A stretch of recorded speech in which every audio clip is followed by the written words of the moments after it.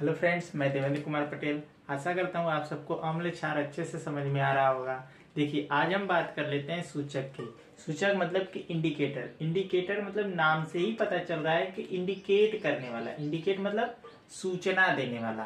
तो हम इसका परिभाषा ऐसे कर सकते हैं, ऐसे पदार्थ जिनसे किसी विलयन के अम्लीय या क्षारीय होने की सूचना प्राप्त होती है, उन पदार्थ को सूचक कहते हैं। देखिए, जैसे हम बता रहे हैं सूचक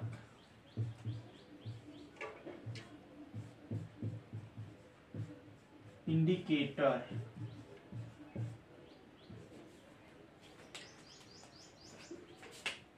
ऐसे पदार्थ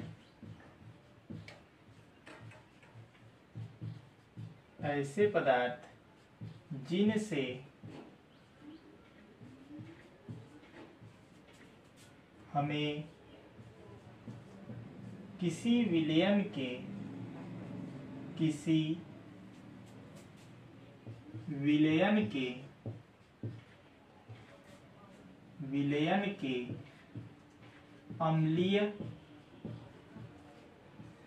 या क्षारीय होने की सूचना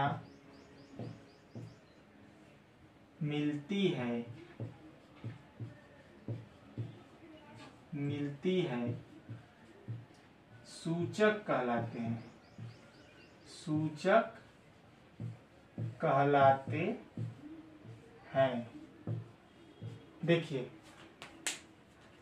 ऐसे पदार्थ जिनसे हमें किसी विलयन के अम्लीय या क्षारीय होने की सूचना मिलती है सूचक कहलाते हैं। अब इसमें एक प्रश्न बन सकता है कि अम्ल क्षार सूचक क्या होते हैं। तो जो पदार्थ अम्ल व क्षार की सूचना देते हैं उसे हम अम्ल क्षार सूचक कहते हैं। तो यहाँ पर हम लिख सकते हैं जो पदार्थ अम्ल व क्षार की सूचना देते हैं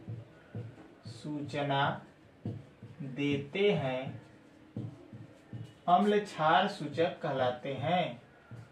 अम्ल क्षार सूचक कहलाते हैं।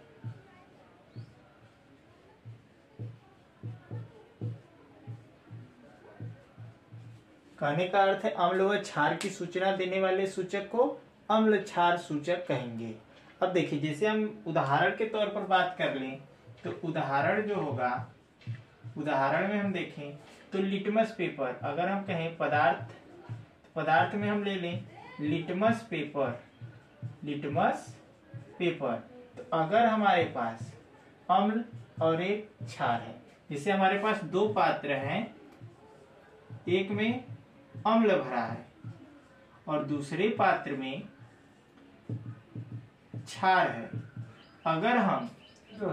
अगर हम लिटमस पेपर की बात करें तो अगर लिटमस पेपर हमारे पास नीला है तो अगर अम्लीय विलयन में डालेंगे तो उसका रंग बदलकर लाल हो जाएगा। उसका रंग कैसा हो जाएगा?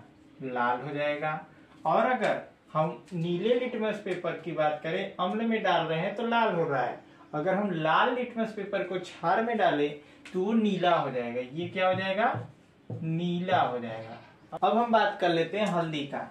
हल्दी जो कि आप सभी के घरों में उपलब्ध होगा। हल्दी को हम प्राकृतिक सूचक भी कहते हैं क्योंकि ये प्रकृति से प्रदत्त होती है, प्रकृति द्वारा दी जाती है।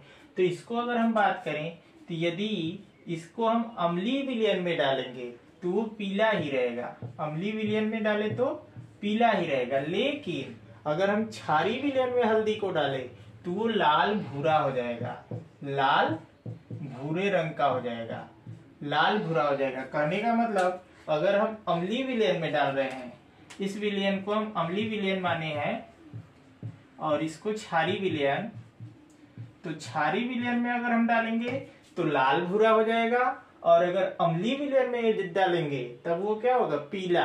अब बात कर लेते हैं मेथिल ऑरेंज की। मेथिल ऑरेंज, मेथिल ऑरेंज को यदि हम अम्लीय विलयन में डालें मेथिल ऑरेंज को अगर हम अम्लीय विलयन में डाल रहे हैं तो उसका कलर जो होगा वो होगा लाल। वो क्या हो जाएगा? लाल हो जाएगा। मेथिल ऑरेंज अम्लीय विलयन में कैसा रंग देता है? लाल रंग का अवक्षेप देता है। और अगर हम इसी को क्षारीय विलयन में डालें मेथिल ऑरेंज को तो ये पीला देगा, पीला अवक्षेप,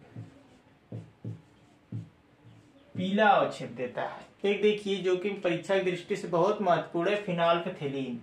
फिनोल्फथेनील, फिनोल्फथेलीन,